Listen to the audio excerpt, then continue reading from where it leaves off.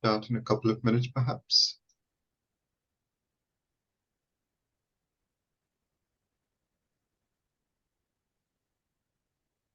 Beautiful language here about this is an important moment for all the people and the destiny of democratic nations, and opportunity for the citizens using their right to vote, etc., to participate in the constitution making process. So here we're making some implicit promises about how important participation could be.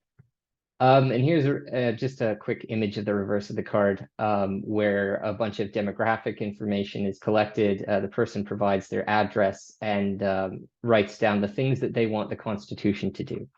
And in what I think was a really interesting use of technology in the mid-1980s, all of those cards were collected, transcribed, all of that demographic data was put into a big database.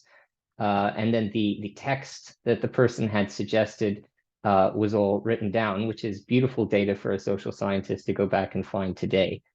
At the time, it was distributed in these massive books, sort of like phone book sized volumes with cross tabs for all of these different things people had asked for, and sometimes broken down by region or gender and things of this nature.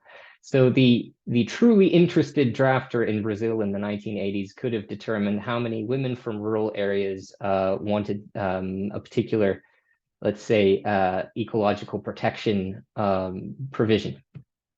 And then in South Africa, you had similar claims being made. I was absolutely overjoyed when I found this image, or actually it's a poster I found in the archives in South Africa, where Nelson Mandela on a mobile phone, which was of course very exciting in the early 1990s, saying that he would like to make his submission to the Constituent Assembly.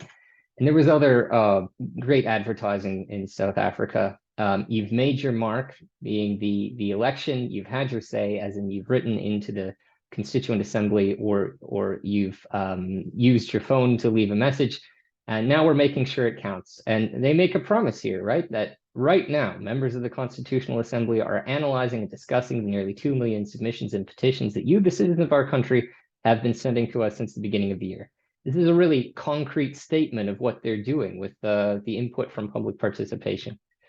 And just a couple more images of the kind of textual artifacts of the process. I think this might be interesting, particularly for the goals of the PACT project, but this is a form that was prepared in South Africa where people could write in.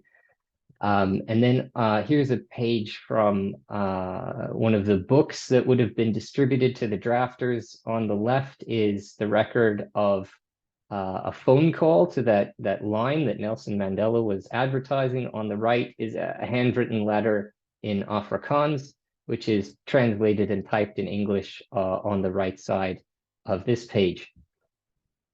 And of course, in the end, the drafters are, as one South African said to me, festooned with paper. They have masses of submissions from the public to go through, things that people want the Constitution to do and say.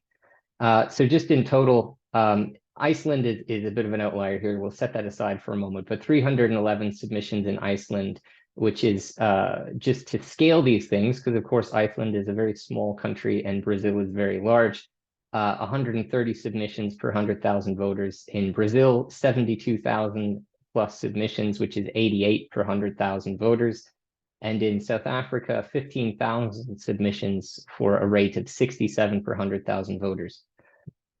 The impacts of participation are really the key first point in the book. So to what extent have those submissions from the public been reflected in the text of the Constitution? And we could look for this in a couple of ways. One is indirect impacts in terms of agenda setting. So are there matters covered in the Constitution that might not otherwise be there because of public participation?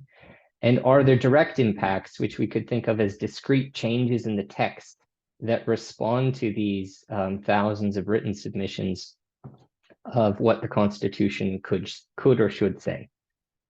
So I look through, in each of the cases, a lot of this textual data, first with topic models and then pattern matching. And then I spent quite a lot of time in interviews and reading transcripts and memoirs of the drafters to try and understand a little bit better the dynamics that I find in the textual data. So one really slightly computationally difficult thing, but is intuitively simple, is topic models. So these are just ways to understand what different documents talk about, and across what we call a corpus of documents. So all those thousands of submissions from the public in each case can be taken as a corpus. And then I can run a topic model to try and understand, group those submissions from the public into the topics that they cover. So in Iceland, there's not a whole lot of text, so we have to be relatively humble with how many topics we think we can include. But there we'll find that 9 of the 15 topics that were discussed in the submissions from the public are also found in the Constitution. In Brazil, we have a lot more text, so we can have a more complicated model. And if we take 50 topics as being included in the submissions from the public, 13 of those are also found in the Constitution. And in South Africa, out of, again, 50, 9 of those are included in the Constitution. So this is indicative of differences between these three cases. Of course, and I'm sure the discussants will pick up on this, the direction of causality is not clear here. So we know that they are or are not talking about the same things. We don't know why they are or are not talking about the same things. We can at least see that between these three cases, there's a lot more correspondence between what citizen participants had to say in Iceland, for example, than there is in South Africa or Brazil. And then I had high hopes for this when I began the research for this book, pattern matching. So it's a lot like plagiarism analysis. We have a whole bunch of texts and we want to know whether there are phrases that are copied between one set of documents and another. So we're matching text strings. The technical term would be an n-gram, and trying to find out how many times specific wording was found both in a submission from the public and in the final text of the Constitution. And in Brazil, there are only 6 cases where you find text in both the final Constitution and in a submission from the public. There are 189 in South Africa. And I did something slightly different with hand coding for Iceland, because a human can read 300 texts carefully, but not 72,000.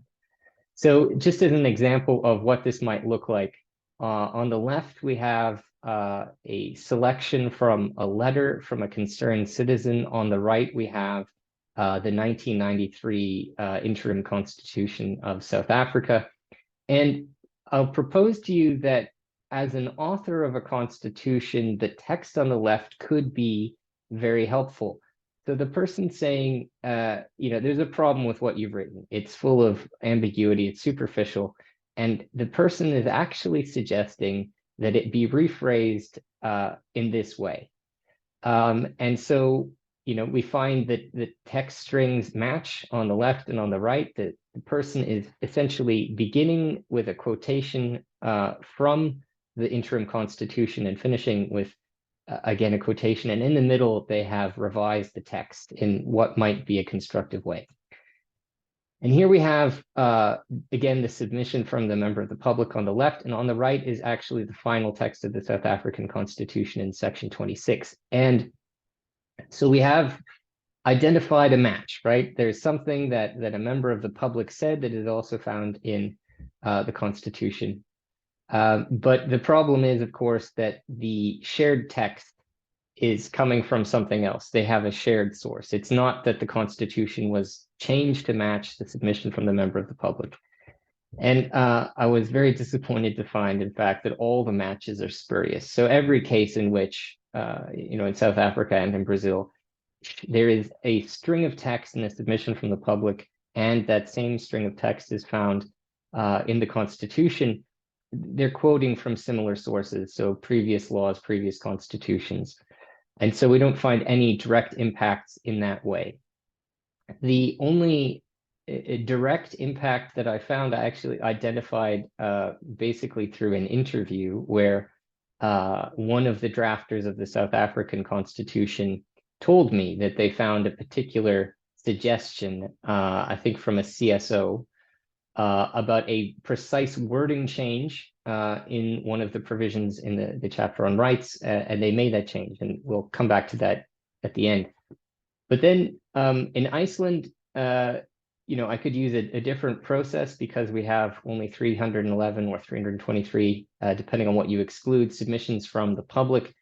And there's a sort of process in establishing causation in social sciences called a smoking gun test, where essentially we have a possible cause preceding a possible outcome. We can't precisely connect those two things, but there's sufficient circumstantial evidence to say that the two are likely causally linked.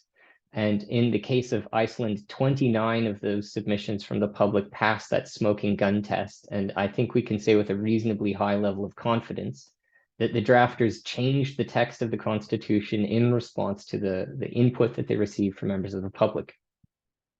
There's another way that the members of the public were consulted in both Brazil and South Africa. They're slightly different procedurally, which is something we might pick up on in discussion, which is petitions and popular amendments. So in the case of Brazil, this was a formal process created in the rules of procedure of the Constituent Assembly, where groups of people could essentially collect a whole bunch of signatures with a piece of text they wanted to see in the Constitution, get support from CSOs and other groups, and officially submit this to the Constituent Assembly. So in total, 12 million signatures are found on petitions in Brazil. 82 of these popular amendments reached a vote in the Constituent Assembly. So they were procedurally valid and they reached a vote. 19 of these were successful. And these popular amendments then result in 62 individual demands that are adopted in the final text, and is discussed in the book. Most of these deal with rights, particularly regarding the family and labor. In South Africa, they didn't have this sort of formal procedure through which a proposal could reach a vote in the Constitutional Assembly, but there were a lot of petitions that were sent to the Constitutional Assembly. And so when in that piece of advertising that I showed you a moment ago, they refer to 2 million people participating, they're counting signatures on petitions. And so there's no systematic procedure there for handling the petitions. Interestingly, most of the petitions were quite conservative in their content, for instance, against pornography and for the death penalty and things of this nature. And they were, for the most part, ignored. And to the extent that there is a correspondence between what is found in the petitions and what the Constitution ends up doing, for example, keeping Afrikaans as an official language and keeping Cape Town as one of the seats of government, it really may be incidental. Those may be things that would have happened in any case. So it's very difficult to say that petitions would have had any impact in South Africa, but the popular amendments in Brazil did definitely have an impact on the constitutional text. So trying to understand these different things that we find in the textual records of these constitution-making processes, I conducted 57 semi-structured interviews in Brazil and South Africa and Iceland over a period of a couple of years, and read many hundreds of pages of transcripts, and you come up with strikingly different narratives. And I'm just going to show you a few quotations from these interviews or the transcripts of the deliberations that illustrate different narratives, in particular between Brazil and South Africa. So this was an interview that I did with an opposition politician in South Africa a few years ago. And so this person is saying that you get a lot of single issue lunatics, which isn't a very polite way to put it, but you do understand that there are lots of people who have a particular issue that they care very deeply about, and they want to make sure that the Constitution addresses it. But he's saying that, unless you're a major figure in the world like Desmond Tutu, an individual statement or demand is not going to get a whole lot of attention. And then they refer to the time, right? Because in the nature of things, it would have been an endless process. And this is fairly understandable given the volume of submissions they received. But then in Brazil, and this is a quotation from the Rights Commission within the National Constituent Assembly. This person is saying that they're quoting these facts to show that in the judgment of our subcommittee, the people who are for the most part absent have been heard. And then he refers to the really humble paper on which one of them was received. The proposals written on bread packaging paper, I repeat, were forwarded to the subcommittee and taken advantage of. Now, I understand there are different forms of communication between speaking privately to me and making a public statement in the Constituent Assembly subcommittee, but it's borne out in other public statements in South Africa. So Collins Chavani was one of the members of the ANC, and he's saying about his view of what participation was supposed to do in the South African constitution making process. He says, we did not think that consideration of submissions meant that each and every issue raised on paper, etc., would need to find its way into the constitution. We thought it meant we had to consider all the views, weigh their value, and take final decisions on various matters. And then another interview I did in Brazil, where this person, as a member of one of the political parties engaged there, said that what they had during the Constitutional Assembly was a nearly permanent dialogue with society. And this refers to the many delegations that were sent, all kinds of different forms of political protest and participation that accompanied the constitution-making process in Brasilia, which, by the way, is located in the center of the country, far away from most of the population centers. So it was quite an effort to assemble dozens of buses and send a large protest to Brasilia. But that this permanent dialogue was to make the constitution compatible with what Brazilians hoped for in that new political moment. And then just one quotation from Iceland. They had a sort of radically transparent drafting process in which many of their sessions were live streamed. There was a big social media presence, and they posted successive interim drafts on the internet for comment. And they said, we were really scared when we did it at first because we thought, this is the internet. People are going to lash out and they're going to be really rude. But the actual reality was that people were really nice and polite, clever, helpful, and brilliant. And they, it's a fairly widely held interpretation of what happened among the members of that constitution-making body. So just to summarize the three cases, in Iceland, there are in my count, at least 29 identifiable changes to the Constitution in response to popular input, which is a success rate of almost 10%. And they have this narrative of learning from the public and this sort of creative exchange. In Brazil, at least 11 articles of the Constitution reflect specific popular input. As I said, 62 discrete changes. And when you look at what the Constitution makers said then and now, you have this narrative of mass elite engagement. And in South Africa, only one article can be demonstrated to have changed due to popular input. And this is the addition of the word degradation concerning the rights of the child in Article 28. And you have this narrative of inter-elite negotiation. I haven't gotten into it very much here, but there was the famous channel bilateral between the current president, Cyril Ramaphosa, and the lead negotiator for the National Party, Rolf Meyer. And really, you have also in the quotations that I've shown you now, this sense that the members of the Constitutional Assembly were essentially delegates who should exercise their own expert judgment in determining in what manner the demands from the public should be reflected in the Constitution.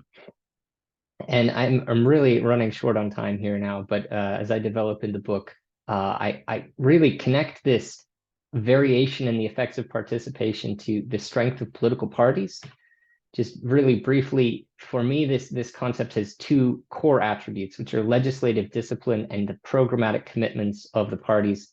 In in Brazil, this main successor to the opposition during the military regime, the PMDB, the Party of the Brazilian Democratic Movement, actually had a sufficient majority itself to have passed a constitution without the participation of other parties. It did not, because it lacked internal discipline and it actually lacked a program for what the Constitution should say. In South Africa, the ANC was just short of the 2/3 majority necessary in that case to draft a constitution, but it had a really, really high level of party discipline and also long-standing commitments to different aspects of the constitutional text. I'm going to skip over this pretty quickly, but the point here is that the lack of party organization left space for effective public input. So you didn't have a strong party with long-standing commitments to particular provisions in the Constitution. And so I argue that there was therefore more openness, more space for effective public input. Whereas in South Africa, you had a really high stakes negotiation between two professional organized parties, the National Party and the African National Congress. And even within those parties, there was essentially a narrowing down to just a few people who were engaged in negotiations about the most contentious aspects of the text. And in the end, the text was approved almost unanimously in the parliament. But this is how I would summarize the impacts. In South Africa, we have strong parties, low impact. It's a party-dominated process. In Brazil, you have weak parties, medium level of impact, and I'm not committed to these words, but sort of a moderated constitution-making process where you have both parties and participation. In Iceland, there are no parties and a high level of impact, and you have sort of a citizen-actuated type of process. And then in the last empirical chapter of the book, I develop a sort of statistical model to try and understand more about other cases. So in the methods I've used in most of the book, you really can't study very many cases. So then if you want to have a broader analysis of the universe of cases of constitution making, we have to find for ourselves a proxy for the impact. So I would argue that novel rights, that is, rights that are relatively uncommon in constitutions, are a good proxy for the input from participation. And we do have good measures of the level of participation in the process and of party strength, and we can interact these things together. In a regression model, I'm not going to spend a lot of time on this. The key point is that we have differential impacts. So essentially, when we have an interaction effect here between these two variables, they have impacts on their own, but then the effect of the interaction has to be understood in terms of its variation. So here we have the level of participation on the x-axis, the number of novel rights on the y, and you see the mean level of party strength. So at the mean level of party strength, the more participation you have, the more rights you have. But what you actually find is if you move one standard deviation above the mean in party strength, that is to say stronger parties, significantly stronger parties, the relationship's actually negative, that more participation in a context with really strong political parties results in fewer novel rights, whereas in the case with exceptionally weak parties, we have quite a strong effect. So just to conclude the central claims here, public participation is probably, in most cases, unlikely to make a difference to core aspects of the Constitution. However, public participation sometimes has an impact on less contentious aspects of the case. So let's say even in South Africa, adding degradation to the provision on the rights of the child can happen. And also you could probably, in the case of a country like Brazil, add some more labor rights and rights of the family. But political party strength is the key explanatory variable for determining whether we're in a situation where we're going to have a lot of impact or very little impact. And this is sort of an aside, but it's the thing that we find across these cases. Both attention and impact are centered on rights. The things that people write to the constitution makers about most often have to do with rights rather than the finer points of the electoral system or something of this nature. So the policy implications, and now as an employee of International IDEA, I wish I had spent more time on this in the book, but here's what I think are the policy implications of this, and I hope my colleague will address some of this in greater detail in the discussion. But first, to consider what the desiderata of participation really are. I, probably very naively assumed that if you ask the people to tell you what the Constitution should say, that you want to make the Constitution say what they suggest, that there's some belief in the wisdom of the people. But that may not be actually what we're trying to get out of participation. Another point is to plan and budget for analysis of the input from the public. I'll be really interested to see how they did this in the most recent process in Chile. But in the South African case, there really wasn't much of a plan or a budget for this at the beginning of the process. They had to kind of find donors, basically, who could cover the costs of analyzing all of this textual input from the public. I think now we're in a much better place technologically for it, but what I've shown you from Brazil and South Africa, you can see it was a massive effort. And then we should understand participation's potential with reference to the larger political context.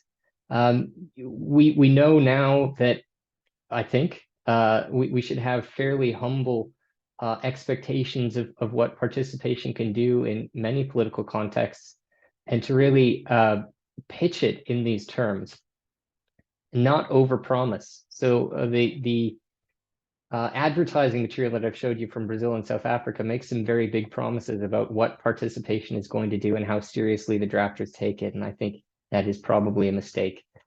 And I will conclude there. And thank you for the extra 3.5 minutes I've given myself. And I very much look forward to hearing what the discussants have to say. Thank you. Thank you so much, Alex. That was great. We're going to move on to our discussants now.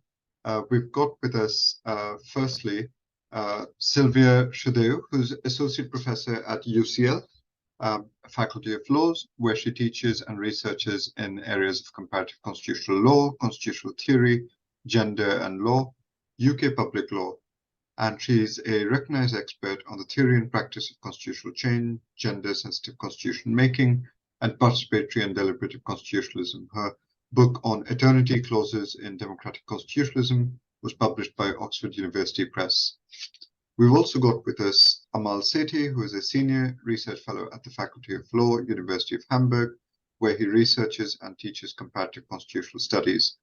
Amal's work has been published in Global Constitutionalism, the Journal of Federalism, Indian Law Review, American Journal of Comparative Law, Modern Law Review, among others. And finally, we have with us Anna Dziedzic, who's Program Officer focusing on constitution building processes at the Asia Pacific Office of the International Institute for Democracy and Electoral Assistance.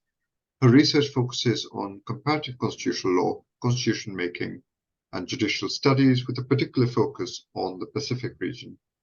Her research includes a monograph and edited handbook on foreign judges on domestic courts, articles on constitutional law in Oceania, studies of gender and constitution building, and work on citizenship, constituencies, and representation. Thank you so much in advance to all our discussants for joining us today, and we're going to start with Silvia. Thank you very much, Udit, for that generous introduction, and thank you, well, Alex, for the opportunity to discuss the book more directly. I mean, obviously, I've known Alex's work for many years and learned a great deal from it, and I also have read the book previously and enjoyed it tremendously. I will start by praising it for making a really significant intervention in what has become an increasingly crowded scholarly field around participatory constitution making.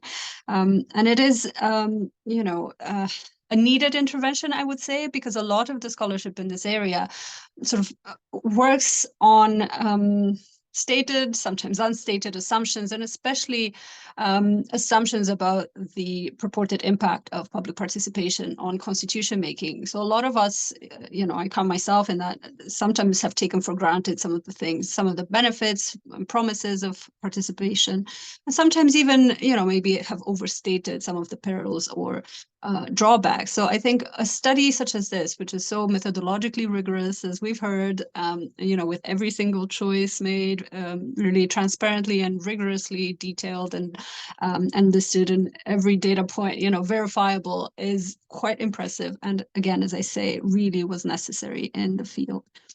Now, the book asks the important question of how effective public input has actually been on the constitutional text adopted. Again, instead of taking it for granted that there has been an impact, and it tries to trace that and quantify it. It's a book that's written in a very clear, engaging, conversational style that makes it easy to read. So that's always a plus and not a given in our field. And it takes us on a journey that reaches, in some ways, counterintuitive final conclusion. And on the one hand, it's the claim about party strength being, the main driver of or the main determinant of the extent of impact public input will have on the draft, but then also, the claim that public participation may well increase the legitimacy, the perceived legitimacy of the process, but in effect actually acts as a veil for masking what is really political elites, making important choices and determining the outcomes of those choices. So again, there's a lot in the book, and I should say that I often found myself sort of raising questions that were then immediately addressed, a few pages down, or even now by Alex and his remarks. But nevertheless, I'll raise sort of three broad sets of questions and see where we are. I raise them as sort of points for discussion because it's always fun to chat to Alex about these issues. So the first broad umbrella sort of topic is about case selection and the democracy question. So I think, South Africa, Brazil, and Iceland were obviously carefully selected, and you've given us the background for that selection. And then chapter 6, which is the cross-national study analysis, really helps to verify, the conclusions that you reach. But I wonder about the claim in the book that these would be the cases most likely to exhibit public impact, and also whether whether all contextual elements that are relevant for assessing the impact in each of them have been sort of, explored in enough depth. So I take, Alex, your careful attempt in the book to distinguish its claim about political party strength and impact on constitutional text from other accounts, other scholarly accounts especially, that try to map public participation and its impact on the quality of democracy. Does it go up or down based on whether the process was participatory? I take that that's not what you're doing here.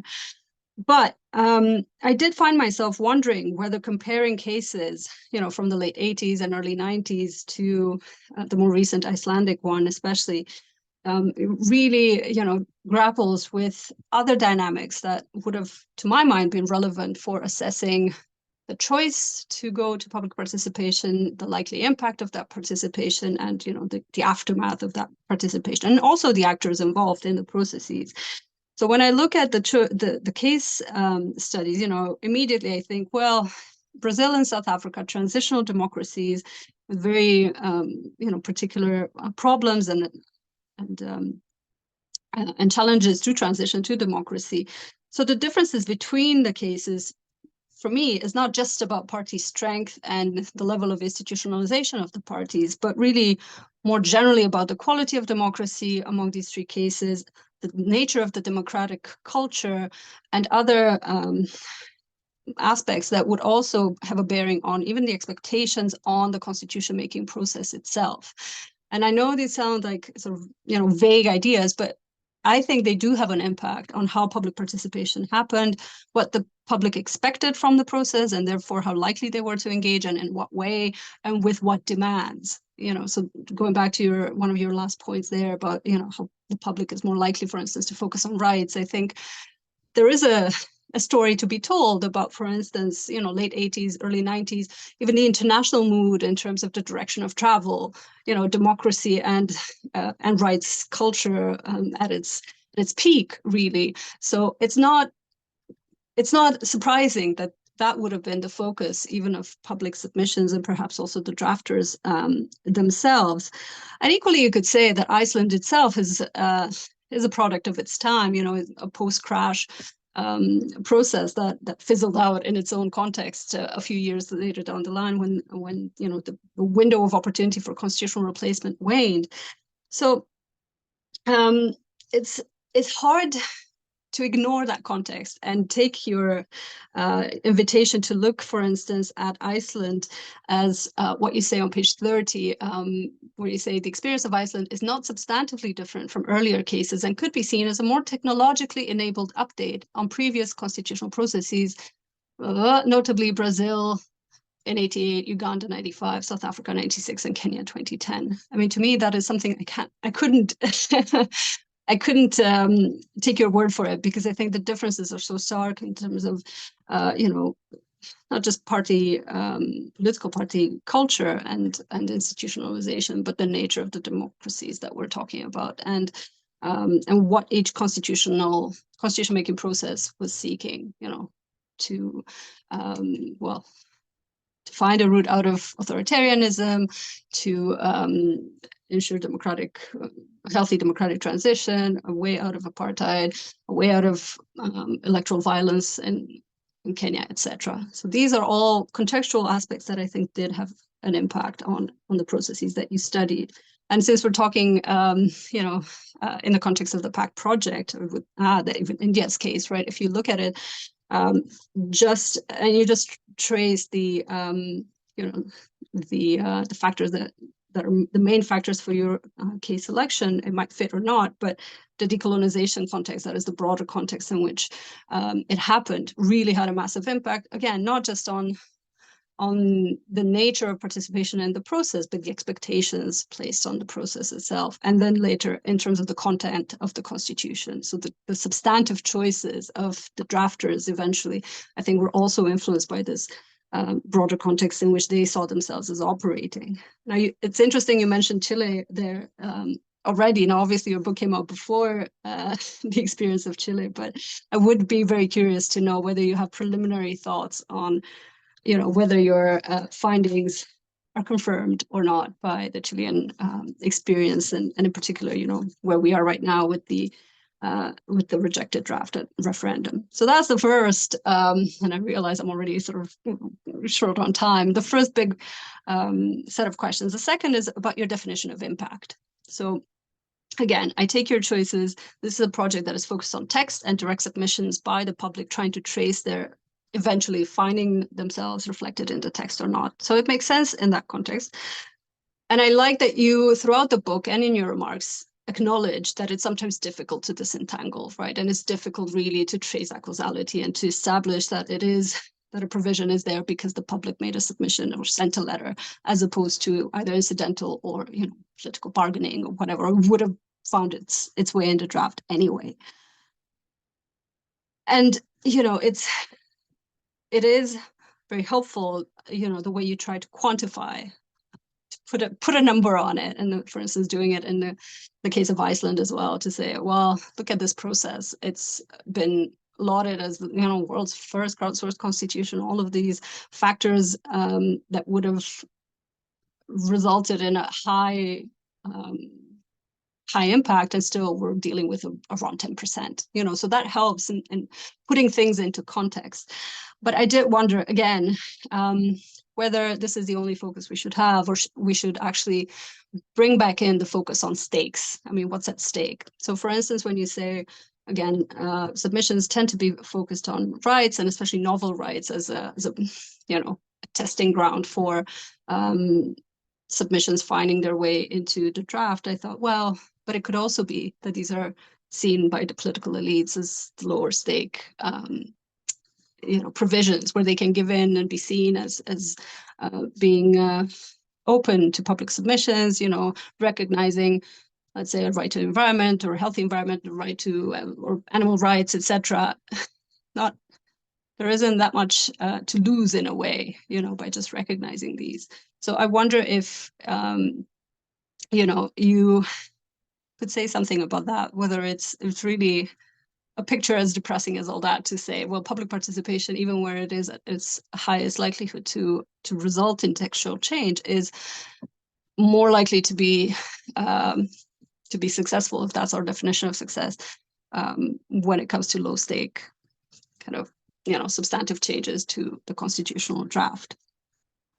On this point, again, And to go back to your invitation to us to consider public participation more broadly, I do think that maybe broadening the lens helps us a bit. Because a question I had was, well, what about the broader impact of public participation in the process? So beyond what we can quantify in terms of the content of the draft, the very sort of the very aspects of the process that will change when it is open to the public have benefits in and of themselves that cannot be quantified in that way, right? So the need to publicize drafts, defend choices made publicly, rationalize those choices in plain language, etc. And I would add the threat where it exists of a veto referendum or some other public vote. And in the book, again, you do mention referendums, but I think you're quite dismissive of the likely impact that they might have. You say it is unlikely that the possibility of such a downstream check on political elite power influences drafters' choices to any great degree. And again, I mean, we can reflect on Chile, we can reflect on other constitutional processes. I wonder whether you still think that is the case, or whether it would be more helpful to think of public participation more holistically, and not just in terms of the upstream input, but upstream and downstream working together as possible sources of pressure to get political elites to yield where they are at all likely to yield. And then second to last question, I've wondered whether the impact that you're measuring is necessarily the kind of impact that the public itself would value and seek.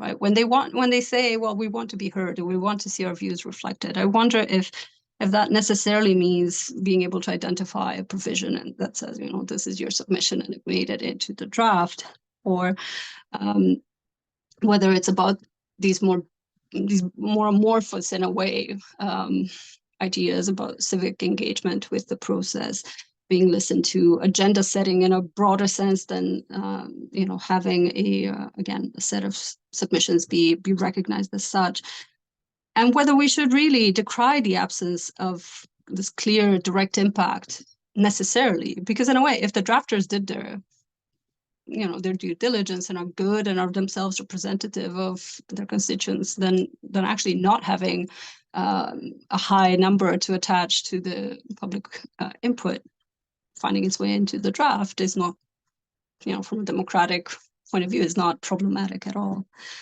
Final question, because I do promise it will be final. It's more a question of curiosity, really, about the place of lawyers in all this. And I'll ask it in this way. I wonder about constitutional lawyers' reactions to your book and its findings, just because, I mean, when I write on this, I find the views among lawyers in particular to be quite split. I mean, the ones who like the idea of public participation tend to view it in the sort of uncritical way, not necessarily attentive to the details as you are in the book, but many really don't like it and see it as, well, there's a perception that the content of the Constitution is really their domain, and it either shouldn't be open to the public, or it should be in a way that doesn't necessarily also have to mean changing that draft to reflect these inputs. You have a nice bit in the book where you talk about South Africa, I believe, where there's this talk about the plain language laundromat of the draft, right, where the lawyer comes in and kind of translates it into plain language.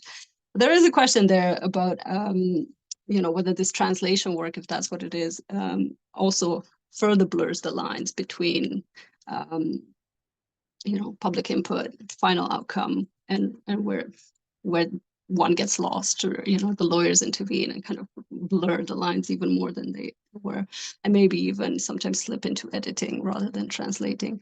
But yeah, just a broad question about where you see again the lawyers and all this, whether you've had reactions to the book from them, and what you would say to the lawyer skeptic from the findings of your book. Thank you. Thank you, Silvia. Lots to think about there. We'll move on to Amal.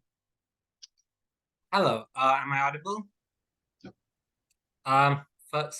Firstly, actually, let me set a timer, because I will try, otherwise I will rant way too much. But Udit and Alex, thanks for having me.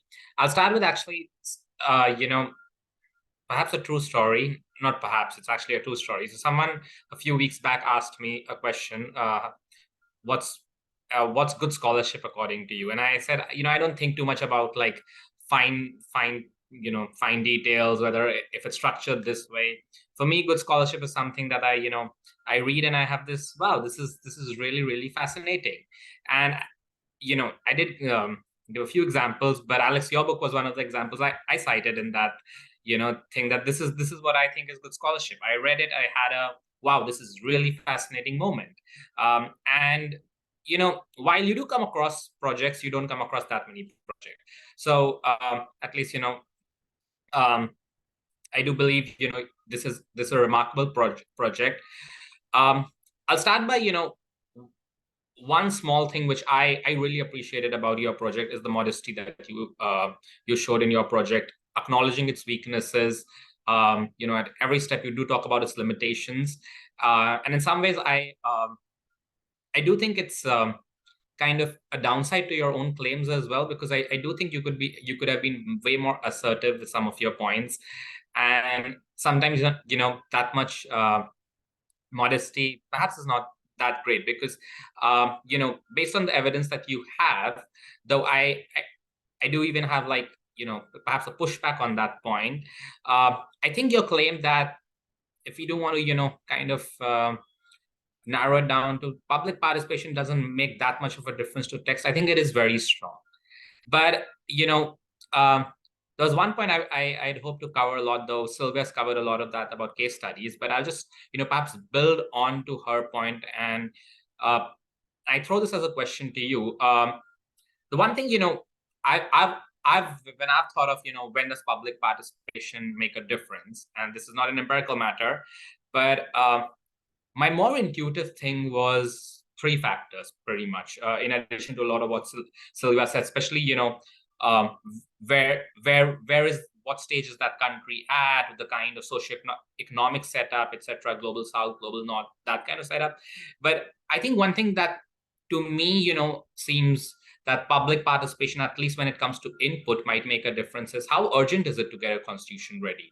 Is it an ASAP moment, or is it something we can do over a few years? It's fine, because in a lot of sometimes post-conflict situations, it is an ASAP necessity. You do need to chalk out something overnight. And today, with the kind of you started your presentation with, it's kind of unimaginable to have a process of constitution making without public participation. I mean, we tried to do public participation in the Afghanistan constitution drafting in 2004. I don't know like what was wrong with people, what was their expectation even there. So I think the urgency perhaps is one factor that I thought does impact how much public participation makes a difference. But I also do think that perhaps to the extent that since I think you are heading towards the agenda setting direction, I think it's worth considering the levels of literacy, because I think when talking about what input you will get and how does that impact the agenda, I think levels of literacy might be very important. And that was another perhaps question, with respect to case studies, because Iceland to me stands out as a high literacy level country. And that's why I feel like, you had more, for lack of better words, rational suggestions that people could, the agenda setting could make a difference. And you're just building from the third thing is from Iceland about case studies, is whether the size of the country matters, because the size would perhaps directly impact the number of submissions. And the size of constituent bodies, it doesn't go up that much compared to generally constituent bodies. They have like this sort of spectrum which is not like overtly large, but it's not overtly small, and that's the same. So you'll have between 100 to 500, 600 people, and it's a different thing if they have to consider 130 submissions versus 12 million. So the size of the country, I think that also something that matters. But I do want to talk about some of the impacts of your project, and and perhaps this is not a thing that you're directly talking about, but I think and this is where I can see the influence of this project for constitutional theorists. Though I don't think your project is directly engaging with that literature, but I think it builds into that literature, and that's the literatures that, constitutions aren't the product of the will of the people. They're elite bargains. And, actually Iceland, for example, is a perfect example. Like you said, Iceland's actually not even a constitution. It never came into existence. So I think it fits in very well into, the entire, this romanticized assumption that constitutional theorists have, that constitutions reflect the will of the people. And there is, for example, literature by Gabriel Negreto and all, who try to counter this notion. And I think it fits as a very complementary unit to that form of literature. And I think it, constitutional theorists should definitely read projects like yours, and, tweak that into their theorization, because just for example, we have so much discussions of the unconstitutional constitutional amendments and how they kind of apply to how courts should, interpret them. And, a lot of, the arguments are that we should look at the constant power theory notion into it, etc. So I think, your projects are very important for scholars of who write on those topics to read about. It kind of, pushes back on some notions. But I think, what is also like a very big contribution of your project is, and this is why, while I push back a little bit on case studies, I'm very happy that you also took South Africa and Iceland up, because, the one thing I find in people who like public participation and who will write positively about it is this overt romanticization of South Africa and Iceland. And Iceland, like I said, it's perhaps my own bias. I just don't understand why people even talk about Iceland. It's a failed process. Why even go there? But there's this overt romanticization, and especially with South Africa, people will show will show that a lot of public participation happened, and they'll kind of match it with that. Look, a lot of people think their voice mattered. So I think, kind of demystifying two things which everyone keeps citing about. I think that's another very important contribution. But perhaps, having said this, I did speak that perhaps moderation is is both a virtue and a shortcoming of your project. And another question to you is that, a lot of, your argument is based on party strength, and based on the evidence you provide, does even party strength make that much of a difference? Or is it just so little at the margins that, yeah, maybe party strength matters, but overall, we aren't getting too much of a difference? And perhaps, yes, when, there isn't a dominant party in place, it might make a difference, but it's still super low. And that might perhaps also makes me question the broader implication of party strength, because and I can promise you, over the years, you're going to have a lot of false citations or wrong citations to your book, where people are going to write about how, if party system is weak, you're going to get this very a constitution that is going to be full of what people want. And that is in fact, before I read your book, actually someone described your entire project in that way to me, who read it before me. And to this point, I actually want to kind of counter, and perhaps if you perhaps this might be an invitation to other people to take it up, or if you want to take it up. I think there's one exception to your party strength argument, which perhaps case studies might illustrate. We would need more qualitative. Our authoritarian constitution, especially in the age of autocratic legalism, because you talk about how the main place where an impact is made is rights. And in most democratic societies, and most rather aspiring to be democratic societies, great examples like South Africa, Kenya, elites do fight about what to put, why not to put, etc. But the thing is, autocrats don't care about it. Autocrats, they'll window dress the constitution because they don't need to follow it. So they actually will put in what people want way more than, a democratic leader would put in. So I think, like, the party strength argument, I think Venezuela might be a very good case study there, because I think there's some evidence that a lot of public input did make its way. But I think, like, Venezuela also is an older example. Autocratic legalism was less sophisticated then. So going forward, and, sadly, this is my own skepticism, I think autocratic legalism is here to stay, and autocratic constitution making is going to be more frequent. So that's one place where I think, like, the party strength argument might, like, have downsides. And I'll just, say one last thing, and which I think is perhaps, a very major, again, both contribution of your project, but I'll push back on one small point. It does make us, like, question public participation. And I think at a very simple level, it makes us ask the question, why do we do public participation? Now, obviously, like, Silvia had mentioned that the text is not the only thing, impact on the text is what we are seeking. We are looking at things like perhaps sociological legitimacy, etc. And perhaps, someone like Joanne Wallace, who's really, like, highlighted so many benefits of public participation.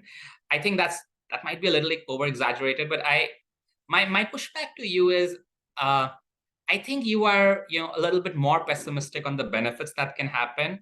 I do kind of agree that these sociological benefits might not take place if a constitution is being made in the absolute worst post-conflict society possible. But if hypothetically New Zealand decides to draft a constitution tomorrow, I can see a lot those sociological benefits. Again, this goes back to the global South, global North, literacy levels, urgency, those kind of things. But I can see if, like, I just gave a random example of New Zealand or even the UK.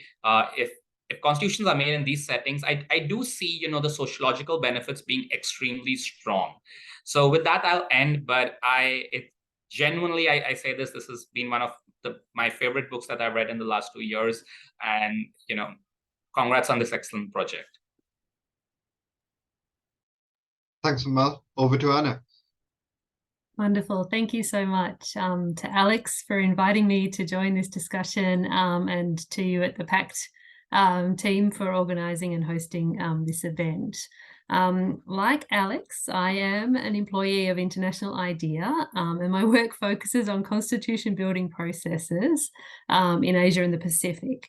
So I'd just like to be clear that the views I'm expressing here are mine, not those of the organisation. So Alex suggested that my comments might focus on the implications of the findings that he makes in the book in terms of advising constitution-making processes. So that really kind of practical applied space of comparative constitutional law. And he added a note, which I hope you won't mind me sharing, Alex, which is that you wish you had more opportunity to cover this kind of material in the book. And I think it's a really important and interesting question. I'm happy to share my views, but I encourage you to take it up in future work following on from this, because I think it would really build on the really strong foundations that you've laid in the book. So as the final commentator, I'm in the lucky position of not needing to do much to summarize the findings, as Alex and Silvia and Amal have done a really wonderful job of that. So I'll just stick to setting out the points that matter most to my comment and where I'm going with it. So as we've heard, the book makes a compelling case that public participation during a constitution-making process has a fairly limited impact on the final content of the written constitution. And one key reason for this is the party mediation thesis, that the impact of participation is likely to be lessened when you've got a strong political party engaged in the process. And I think it's important to point out that Alex takes great care to explain that this is not necessarily a bad thing. You can imagine that in some circumstances, political parties are in fact ideally placed to gather up the views of the people, aggregate their preferences, and translate them into constitutional terms. So I don't think it's an alarming finding in itself. There are occasions in the book, and I think in this discussion too, where Alex offers other possible reasons beyond the mediation capabilities of political parties to explain his main finding. And in particular, I want to focus on the final pages of the book where he sets out some guidance for those who design and who administer constitution-making processes. These guidance points kind of highlight some of the practical implications of the book, but interestingly, they also move away from political parties and focus on other aspects of the constitution-making process that's been explored in the case studies and in the theory and more generally. So in these points of guidance, or more accurately, I think notes of caution, Alex sets out quite a number. And he outlined some in the last slide of his presentation as well. So things like the fact that public consultations produce a high volume of material. As Alex said, that creates a budget and a cost and a time commitment in constitution building. But what he writes in the book as well is that, you know, if all the drafters consume is a kind of summary table, one has to ask, well, what's the value of a written submission? Is it just the same as a petition or an opinion poll? The second note of caution that he sounds is that constitution makers need to be honest and manage expectations. This is his don't overpromise point. So if it's clear that the substance of the Constitution is so settled that public feedback will have little or no impact, and this should be made clear, although, as Alex notes, and I'll come back to later, the ramifications of this approach for legitimacy, I think, need to require careful consideration. Another and one of the most important, in my view, guidance points is this call for humility. So not only should we be honest about the limited impact of public participation on the resulting text of the Constitution, we should also be honest about the ability of a constitution-making process to fundamentally change the wider social and political context of the country. I think here South Africa is a difficult example to fit into this story because it really did affect wider change. But I think the main point applies, you know, and Alex, I can quote from Alex here, he says, you know, we seek to engineer various aspects of the process. We tinker with mechanisms of consultation and new technologies for public input, but the larger political foundations on which these structures are built persist largely unchanged. So these are all important points that have implications for the advice that we give about constitution-making processes, both in general and in particular cases.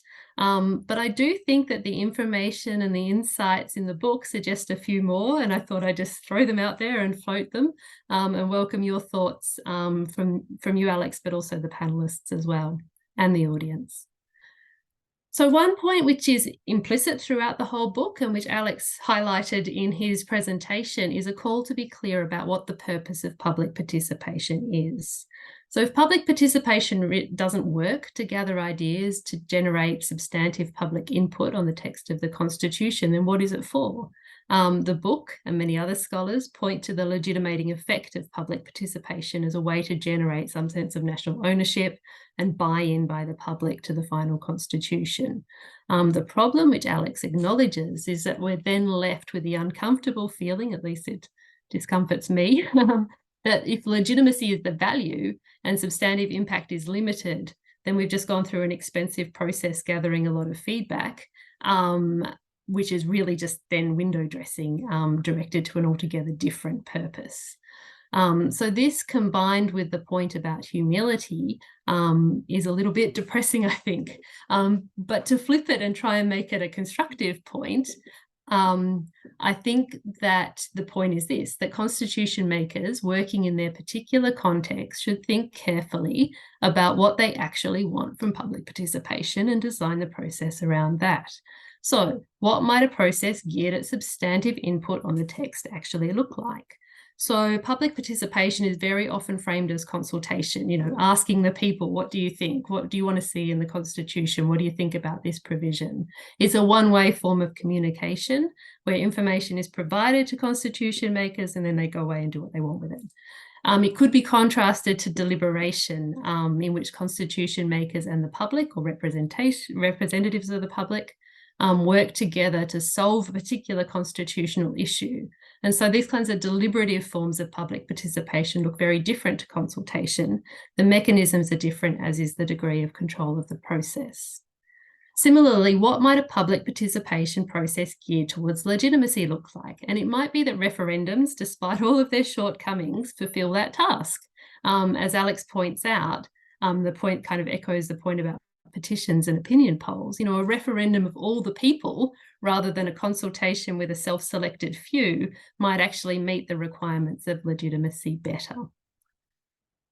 So my final additional thought about guidance for constitution-making processes that was inspired by reading the book concerns the actors to whom such guidance might be directed. And I know this wasn't the point of your book, Alex, and you nowhere said, you must do this or everybody should be doing X and people should do Y. But I think it is worth bearing out just to think about who's involved in these processes and how that impacts on public participation. So one of the quotes that Alex actually has in the book, but also put on one of his slides in his presentation, is this, and I quote, so that it says that it's now inconceivable that a government would attempt to draft a new constitution without at least a nominal commitment to a process in which the public is consulted. So as we see from this statement, and I think it comes through in the case studies as well, there's a presumption that it's the government, it's the governing regime that designs and manages the constitution-making process and public participation. And I have two things to say about this presumption. One is whether there might be value in disaggregating the government a little bit more. So as Alex's work shows, political parties play or can play an important mediating role. So what kind of advice should we give to political parties? Would the guidance that we give them on how to assist a constitution-making process be different to what we might give other government or non-government actors? To take another example, the way that an independent expert commission charged with constitution drafting receives and deals with public submissions might be very different to how an elective constitutional assembly does that kind of role. And so again, any guidance would need to be tailored to the different kinds of actors, different kinds of representatives involved in the process under this wider umbrella of the government. And of course, the other influential actor, and one that I've been thinking about quite a lot lately, is the international community, which has an increasing presence in constitution-making processes. So Alex notes that international organizations like UN agencies, like International IDEA, emphasize the value of public participation in their guidance notes. I would add that in many cases, external actors do not only provide guidance, there are times when they are pretty much the ones funding and running the process of public participation, stepping in when it appears that the government or local authorities are either unwilling or unable to manage this process alone. Often, but not always, these are kind of highly complicated settings. They're post-conflict, they're transitions from authoritarian rule, they're deeply divided societies. Sometimes they're just countries that are poor and they want donor assistance. And so while external involvement, to the best of my knowledge, in the 3 case study countries was quite low, they might be more of an exception than the rule, especially when it comes to countries in the global south. So my impression from my research, only half done, is that a lot of external assistance to constitution building processes is directed towards supporting public participation. And there might be several reasons why external actors choose to focus their support on this aspect of the process. One, I think, is to demonstrate respect for the principle of national ownership. If you're funding the process by which the people are being consulted, then you can kind of ameliorate some of the concerns that might be raised about the legitimacy of external involvement in the first place. Another reason may be that the norm of participation in public affairs has strong foundations in international human rights law, and so can be perceived as a neutral or non-political or even technical aspect of the constitution building process. Another reason might be that support for public participation is a tangible and visible and measurable in ways that confidential advice or mediation really is not. And for these reasons might be attractive to donors and NGOs. And finally, when there's public participation, international actors can direct support to others beyond the national authorities. So they can talk to the CSOs and they can talk to marginalized groups and all sorts of other people, opening up avenues for involvement and meaningful engagement in constitution building. So in some cases, it's claimed that external support has enabled the participation of groups that otherwise would have been excluded. But it's also been subject to critique, and it's pretty easy to imagine what they might be. Is that, you know, the international donors might come with a kind of linear process and a checkbox approach to public participation that's not suited to local context. It might even work to close off fundamental but controversial issues, such as the nature of the state or the role of religion. And this critique kind of circles back to Alex's concern at the end of the book about the capacity of the technical constitution-making exercise to change fundamentals about the nature and identity of state. So for me, the points of guidance that Alex notes are as applicable to external actors as they are to governments and local actors such as political parties and elites who are managing the constitution-making process. But I do think external actors bring their own additional complications to public participation, which might require even more dedicated guidelines. So I think there's a whole nother book in just this issue, should you be interested in writing it, Alex. All this is to say I don't have the answers, but I do join Alex and all the other panelists in my anxiety. I think it really is an anxiety that we're still so ambivalent in practice and in scholarship about the value of public participation and its goals. So it's an area that I think needs much more research, and I look forward to being part of the discussions. So thank you, Alex, for making such an excellent contribution to thinking through these issues in new and productive ways. Thank you. Thanks, Anna, and thanks once again to all our panelists. Alex, just in the interest of time, because I know we've also got attendees waiting, what I'm going to do is I might open it up for Q&A, and then I'll give you time for closing remarks. And please do answer the panelists' questions. And there's so much in there. I'm aware you wouldn't, if we were to go through all the rich comments we've had, we'd probably need another session. So I'll give you about 5 to 10 minutes towards the end. So do feel free to pick as many of those as you can respond to. But I'll open it up to attendees now. And I've already got one question lined up from Surbhi. Surbhi, I've enabled your audio. Hi. Can you hear me? Yeah. Go ahead. Hi. My name is Surbhi. I'm doing my PhD here in UNSW, and that's why my camera is off. It's a bit late in night for me also. So I thank you so much for the book. I'm yet to get my hold on it, but just based on the presentation that we had today, I wonder if you looked at who were the people who participated in the process. Were they individuals? Were they movements? Some feminist movements, labor movements? And I asked this question because for two reasons. That one is that as opposed to individuals, movements might be more difficult to ignore, and movements may also play a role. And your definition of impact has been more text focused, but movements may also play a role in terms of a discursive sense or discursive kind of participation, that they set out tone for the reasons, not just the text, but why particular text might look a certain way. So I was just wondering that if you sort of asked the who question about who were the participants of the process. Thank you so much. Would you like to respond to that, Alex? Yeah, I'll just answer that one quickly, and as you said, come back to the comments from the discussants. And actually, impossible to answer this without sort of touching on something that that came up from the discussants. But so the short answer is that yes, it matters who participates, and yes, organizations are much more likely to see an impact than individuals. But your question also gives me an opportunity to say something else, which is that the bigger question about the normative question, should these sort of random inputs from individuals carry a lot of weight? Should they be followed? And probably the answer is no, actually, in a sense.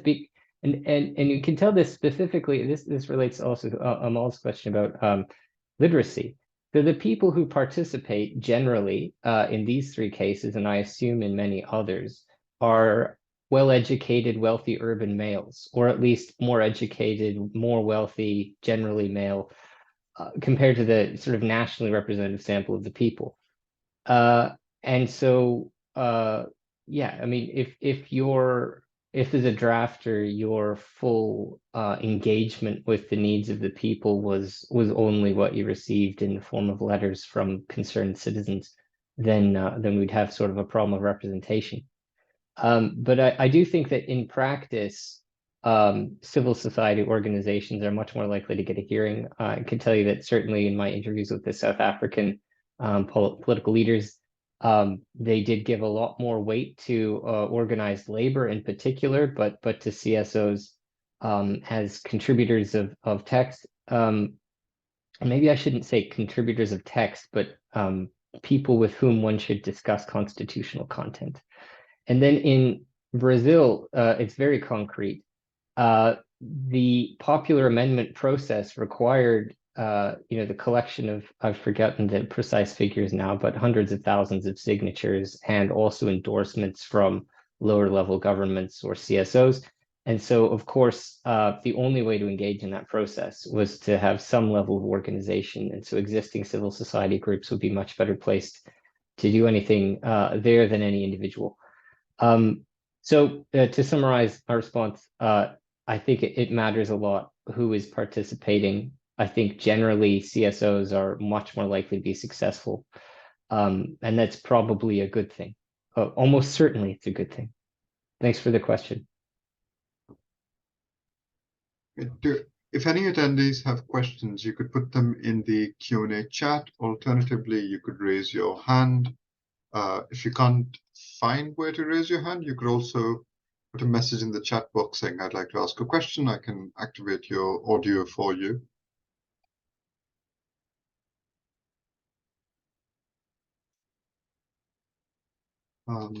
While attendees, Rochna, we've got a question from Rochna Bajpai, who is the principal investigator of the PACT project. Rochna, I think you should be able to go ahead.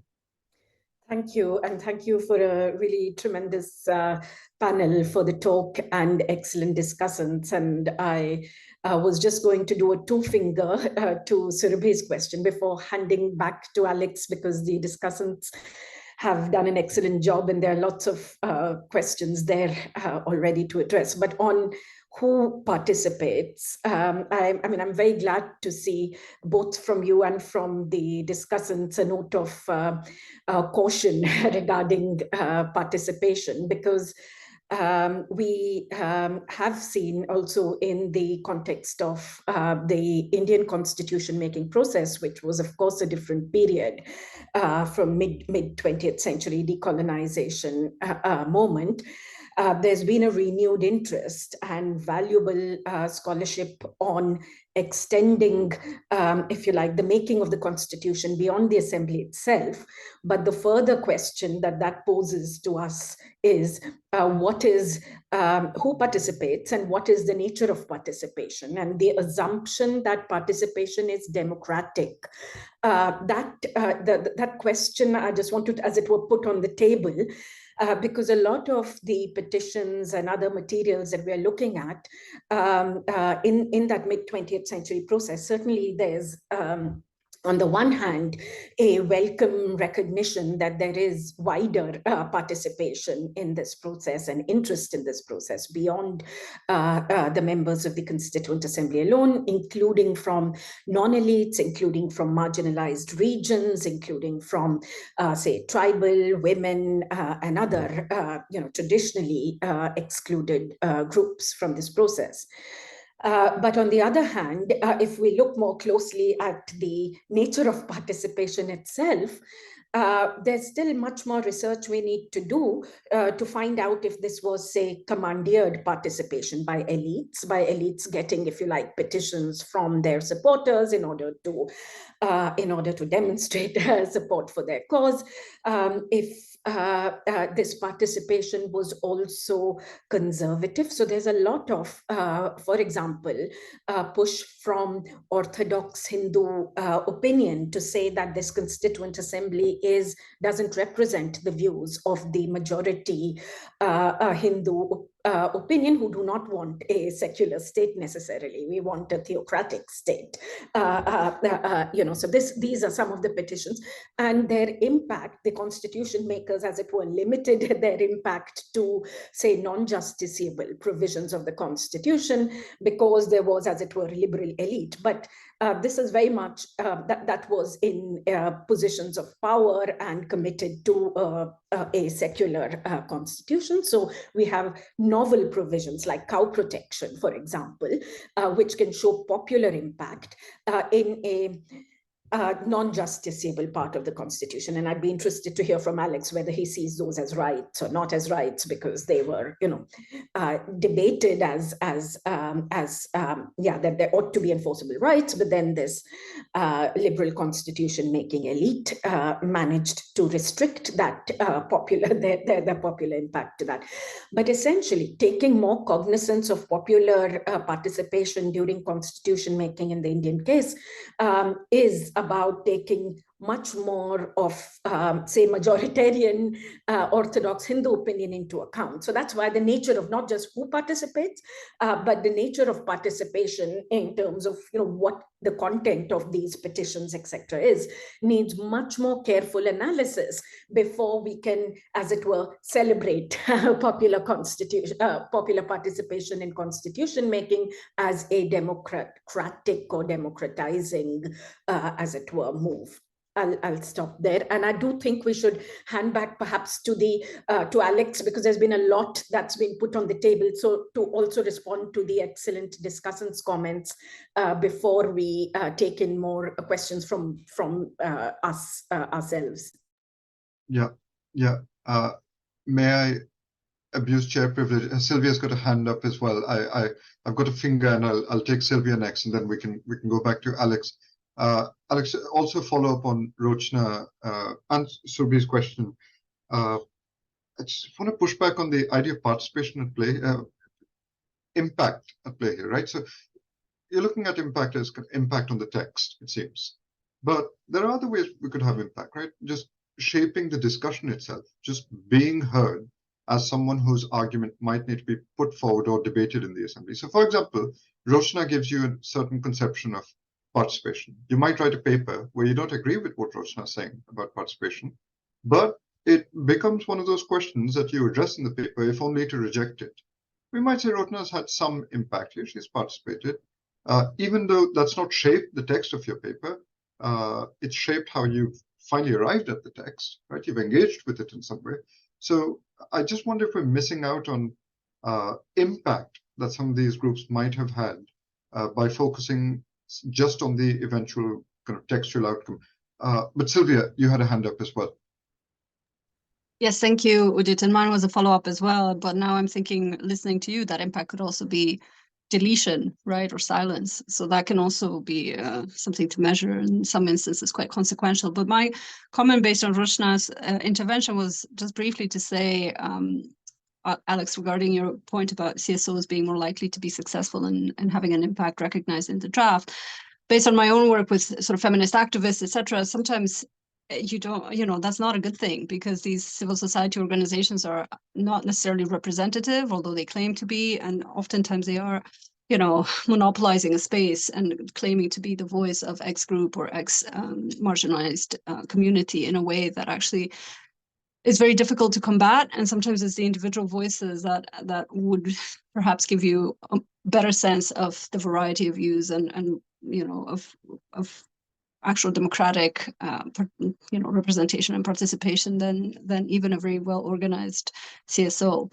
So again, to me, that just speaks to the need to be very careful with the context and embedding your observations in the context of the country that you're looking at and the specific time that you're looking at as well. Great. Back to you, Alex, and do feel free to respond to discussant comments as well. Over to you. Yeah, there's a lot on the table now. I'll begin with just some fairly direct and specific comments on the questions you've raised in the last three interventions, and then maybe I'll circle back to the bigger issues from the beginning. So I'm regrettably ignorant of the Indian constitution making process. I mean, I've read some things, but especially the participatory aspects, I'm really not well versed. But Professor Bajpai noted the possibility that participation is in some way commandeered or motivated externally. And you do actually see that in the texts submitted from the members of the public in both South Africa and Brazil. Maybe not unexpectedly, there were sort of letter writing campaigns where I believe example text must have been provided because it's very close matches across, in some cases, hundreds of submissions. So you have some group that really cares about a particular issue, and they assume that if hundreds of letters on the topic are received, that they will be more likely to be heard. Now, that may or may not be true, but it's certainly a belief that people have. There's a decent amount of research on this sort of thing in the notice and comment process on changes in administrative law in the United States, where indeed CSOs tell all their members, use this example text and write in and say what the law should say. So yeah, I mean, the problems there are I think, fairly obvious, that you have the appearance of a lot, a wide public opinion on an issue where really it's sort of, to use another American expression, astroturfed. It's fake. But we're still left with I think with the matter that Silvia raised, that CSOs don't also necessarily represent people. But I want to pivot from that and note the issue of the intensity of preferences. And this is a problem across all sorts of democratic contexts, where we have sort of a range of views that are not often expressed in the middle, right? So people who have broadly middling views on a particular issue maybe make assumptions that most people agree with me, and I don't need to say anything about it at all. But if you have a more extreme view on an issue, you may hold that with a greater deal of intensity. And so probably what we have in these constitution-making processes, as in other forms of political participation, including notice and comment on administrative law, or nominations for leaders of political parties, etc., that really it's the extremes that come out and make their voice heard. Now, in the case of these constitution-making processes, I think in South Africa and Brazil, you have much more conservative views being expressed. Interestingly, in Iceland, that wasn't entirely the case. There's some of that, but and this relates a little bit to one of the issues that Amal raised. In Iceland, there was a lot more really interesting progressive participation. So one of the things was equality regardless of genetic identity. So that's a matter, that lawyers probably don't talk about a whole lot. The stereotypical conservative male doesn't talk about a lot, but that the kinds of persons that were participating in the Icelandic process were raising these issues, the rights of animals, etc. And so I don't know that we have a firm rule that always it's more conservative interests that are represented. But generally, I think it probably is the case that we're seeing not representative samples of public opinion, but areas nearer the extremes where people have very intense views on a particular issue. Udit,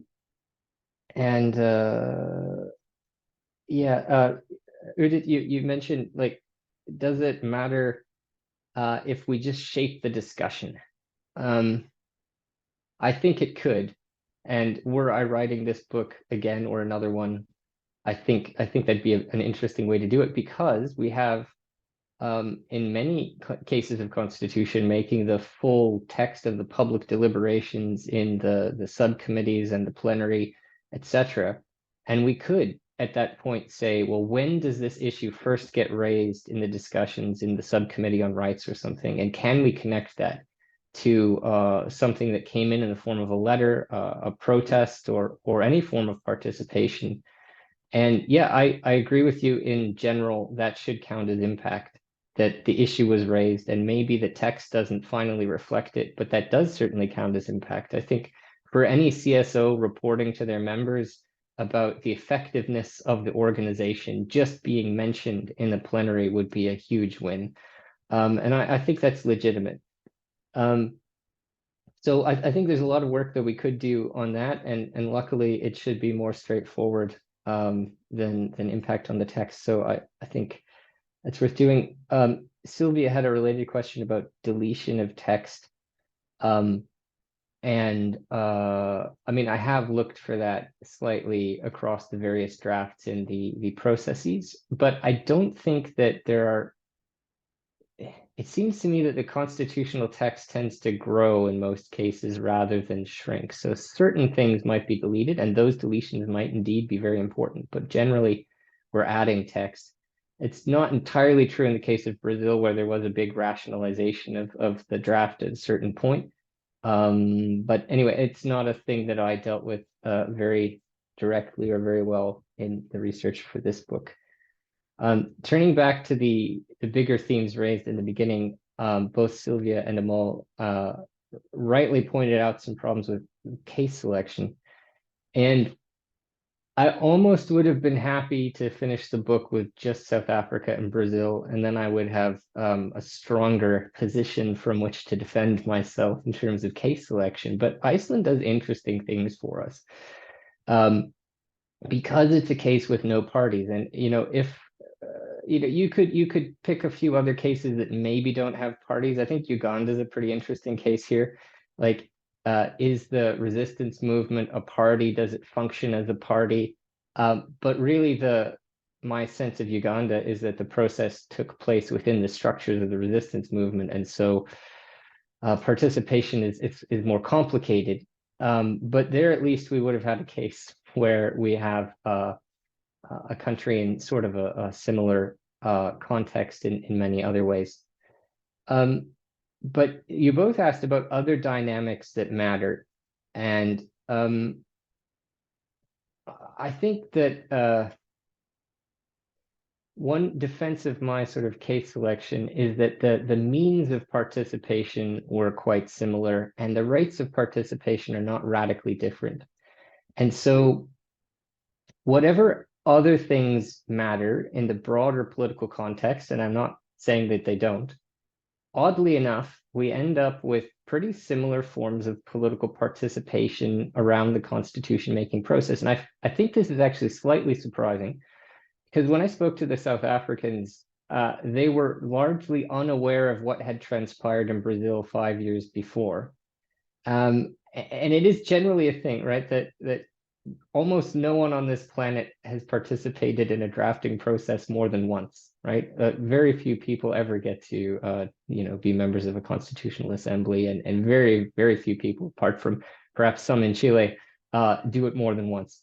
And so there's not, in my view, this is kind of an interesting problem for Anna and myself, actually. There's not, in my view, a whole lot of learning across constitution-making processes about best practices for facilitating participation. But on those sort of issues of broader contextual matters, Amal mentioned the issue of urgency, or the necessity of completing a new constitution. And that's something that I don't think I addressed it at all in the book, and I hadn't thought a whole lot about until this moment.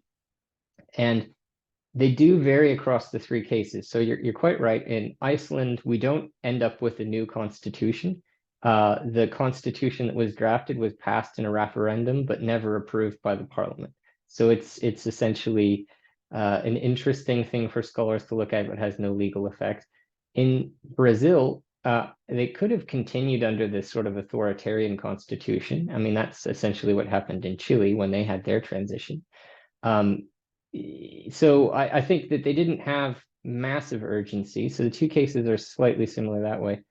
In the case of South Africa, you have the interim constitution, but the whole interim constitution created procedures through which essentially a new constitution had to be ratified. I've forgotten the exact mechanisms, but there was something in there where if the Constitutional Assembly couldn't agree on things, then it would be sent to the people in the form of a referendum, and nobody wanted to deal with that. So there you do have that sort of intense need to reach a resolution to the process and send something along for approval, in that case by the Constitutional Court. And one thing that you've all raised in different ways is what is the purpose of participation in the end, really? So I think that has a couple of dimensions. One is, what does it do for the drafters, and one is, what does it do for the citizen participants? And so I tried to take this up actually in some experimental work that has been under review for quite some time, but I hope will be accepted, where essentially, along with a co-author, Ron Herschel, we created these experimental situations where people are requested to participate in a constitution-making process, and then we either take their input into account or not, and then show them a second set of constitutional provisions where their participation is either effective, ineffective, or we give them the exact opposite of what they asked for. And essentially what we find is that seeing what they asked for in the text has no impact on their evaluation of the legitimacy of the Constitution, which is a little bit surprising and counterintuitive for us. So if I asked you, what should the Constitution say, and you tell me, and I do the exact opposite, apparently that doesn't reduce your perception of the legitimacy of the Constitution. We primed a few other things and found that really what matters is the appearance of fairness in the process. The appearance that people were properly consulted does have a large and significant impact on evaluations of well, we use the term sociological legitimacy, but public acceptance of the Constitution, regardless of the impact on the text. And so this gets at some of the things that Anna raised as well. And I think, I think there's a reasonable amount of sociological research that would support this in terms of procedural fairness and things of this nature, that matters more than the outcome. Now, that, if we had many more hours, we could talk about how that relates to how you would design a participation process. But I think we can say with some degree of confidence now that if you have a purely voluntary participatory process, you will have non-representative samples of the population that participate, that drafters will not necessarily take that into account or change the text a whole lot in response to it, and that the Constitution will be viewed as more legitimate by the public because people were asked. Now, that may or may not be right. I'm fairly confident on this, but then that raises some I guess normative questions that I think deserve more discussion. Is that a happy state of affairs for us, where probably the content of the Constitution is more the result of either elite negotiation or a sort of democratic process between parties who are fulfilling the representative function, rather than following the non-representative sample of the public who participate? And then, I don't know how we feel about that effect on sociological legitimacy. If people feel the Constitution is more legitimate because they were consulted, even though that consultation had no effect, is that normatively positive? I'm not sure. I honestly haven't sorted out my views on this, so perhaps I should write something else about it. And there were lots of other things that you all raised in the discussion that I haven't addressed, but hopefully we'll follow up in other forums in the future. And I'll stop there. Thank you.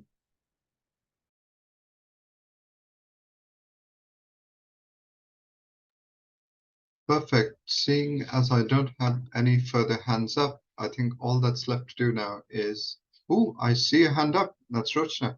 Rota, you'll need to unmute yourself. Go ahead. Sorry, so no, I was just going back to the normative question, perhaps not the one you raised. One is the ethics of whether you want, I think, which is what you were hinting at, the ethics of making a process participatory, even if only to, yeah, I mean, there's an ethical issue, as it were, that's involved there. But the other normative issue that I was trying to get at with my question is, how do you and how does IDEA understand this relationship between participation and democracy? And so I suppose it's both for Anna and you. And so democracy in the sense of institutionally, it's the raising of public acceptance or legitimacy can make democratic institutions more stable, presumably, right? That's one sort of idea. But also to, yeah, I mean, if you could say a little bit more about that, because the assumption, the normative assumption that is driving the push towards more participatory processes is also that it's a good thing for democracy, right? That broadly understood. And one of the very good things about Alex's work is that you distinguish effects from sort of textual effects to, systemic effects, if we like. But if you could at any of those levels address that, the relationship of participation to democracy question, that would be really, and how IDEA understands and pursues it, that would be really helpful. Maybe I'll say a few words, and then Anna's welcome to say something as well. I should echo her disclaimer from before that, we don't purport to speak on behalf of International IDEA necessarily on these matters.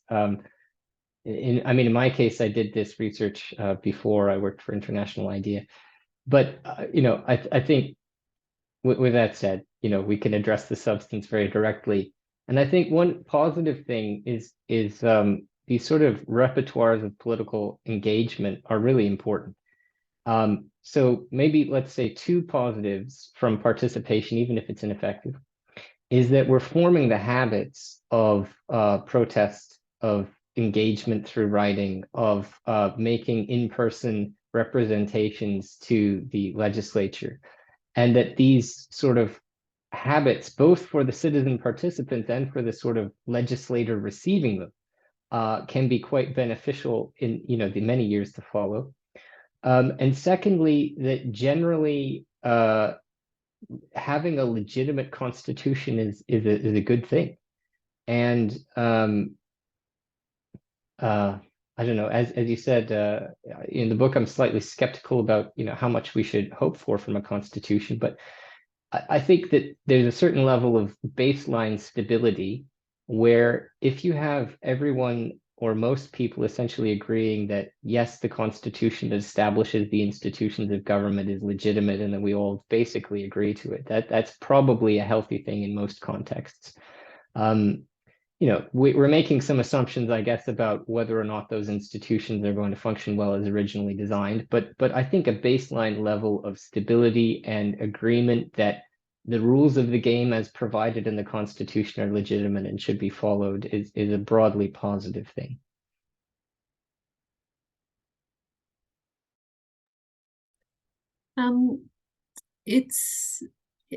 I think in addition to those kind of points that Alex makes, just to focus in on that kind of intrinsic positive about the habit of participation. I was really struck in I think chapter 1 of your book, Alex, where you quote from James Tully, who sort of said in 95 that constitution making was the kind of the least democratic process that you could imagine.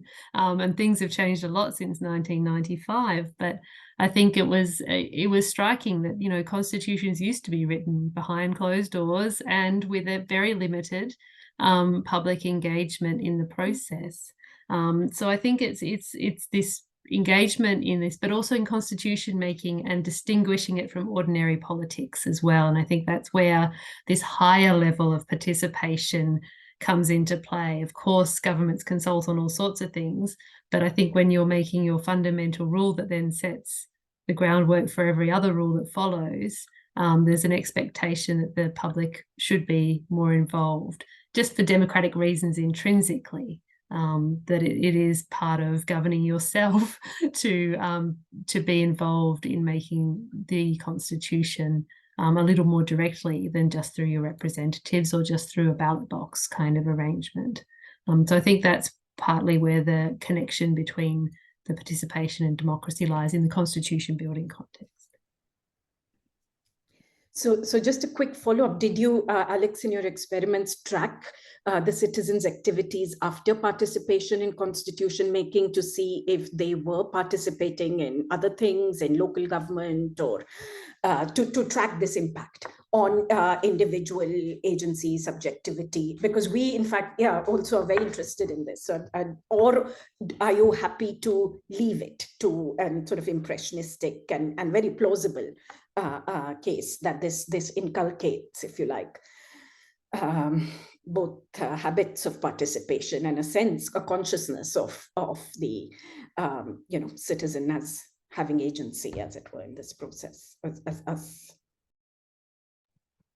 It is a very important question, and I'm sort of smiling because in that experiment I haven't tracked that. But one thing that I did do in the course of the research for this book was track down some of the people who had written in the Brazilian case, and I found, you know, this isn't a representative sample of those who participated. It was those that could be identified on the basis of their name and address from 30 years before, but they were not particularly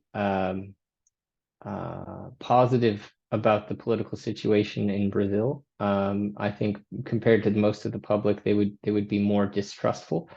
For example, mentioning that they would vote by submitting a blank ballot because they just didn't trust the voting machines.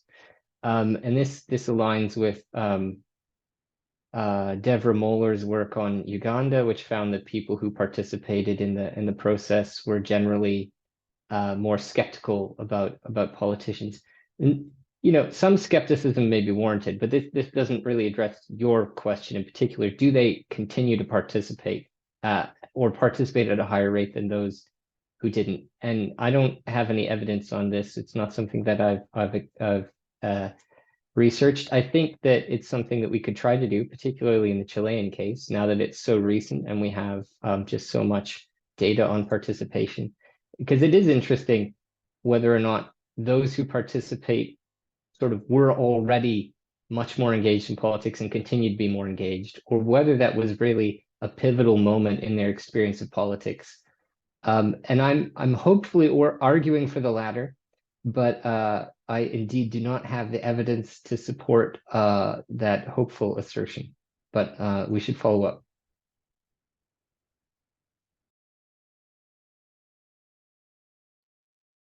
Thanks, Alex. I like how this discussion has ended up opening a whole range of research questions, and I can only hope that some of us will find the time and the resources and the collaborations required to pursue them.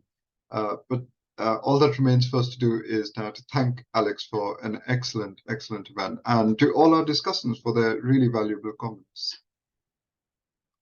Perfect. Well, really excellent session. Thank you so much. It was exemplary in many ways. Absolutely. Do keep in touch with the PACT project. We've got our website, pactproject.net. You can ask to be put on our mailing list. We do have a further event coming up on Achyut Chetan's book on women in India's Constituent Assembly. and we look forward to welcoming you at our next webinar. Thank you so much. Thank you. Thank you. Thank you. Bye. Thank you. Bye. Bye.